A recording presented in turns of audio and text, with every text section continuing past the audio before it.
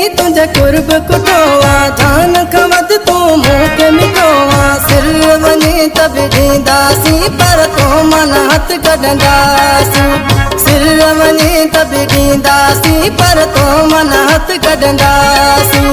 के जनी तुझे कुर्ब कुटोवा जान खवद तू मूंखे मिठोवा सिर वनी तब ॾींदासीं पर तो मन हथ कढंदासीं सिर वनी तब ॾींदासीं पर तो मन हथ कढंदासीं।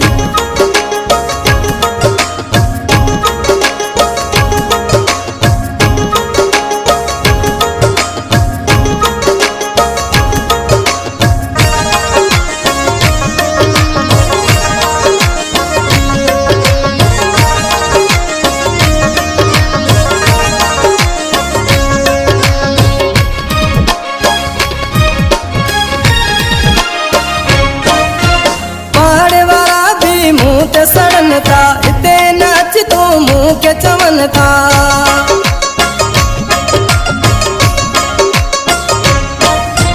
पहाड़ वाला भी मुँह ते सड़न था इते नाच तो मुँह के चवन थे विड़नू तो विढ़ंदासी पर पोइ ते न हटंदासी थे विड़नू तो विढ़ंदासी पर पोइ ते न हटंदासी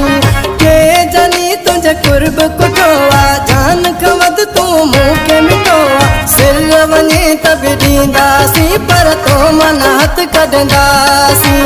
सिर वनी तब ॾींदासीं पर तो मन हथ कढंदासीं।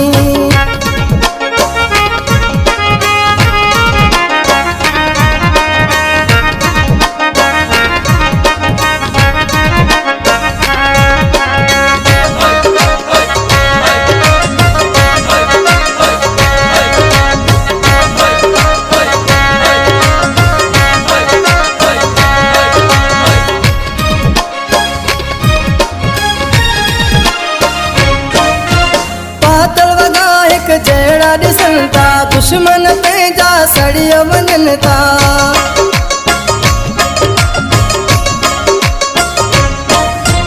बातल वॻा हिकु जहिड़ा ॾिसनि था दुश्मन पंहिंजा सड़ी वञनि शौक़ पंहिंजा पूरा कंदासीं जोड़ा ॿ टे ॿिया वठंदासीं शौक़ पंहिंजा पूरा कंदासीं जोड़ा ॿ टे ॿिया वठंदासीं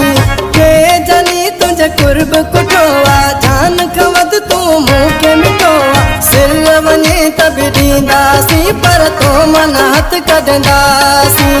सिर वनी तब ॾींदासीं पर तो मन हथ कढंदासीं।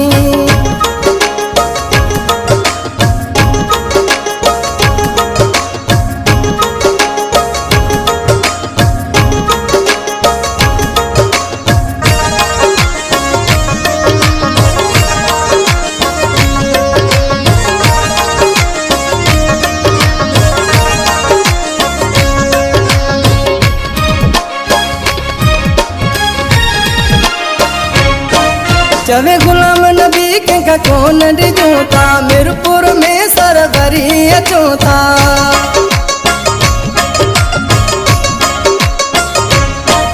चवे गुलाम नबी कंहिंखां कोन ॾिजूं था मीरपुर में सरवरी अचूं थड़ हेठि अची वेंदासीं सरेआम भई घुमंदासीं थड़ हेठि अची वेंदासीं सरेआम भई घुमंदासीं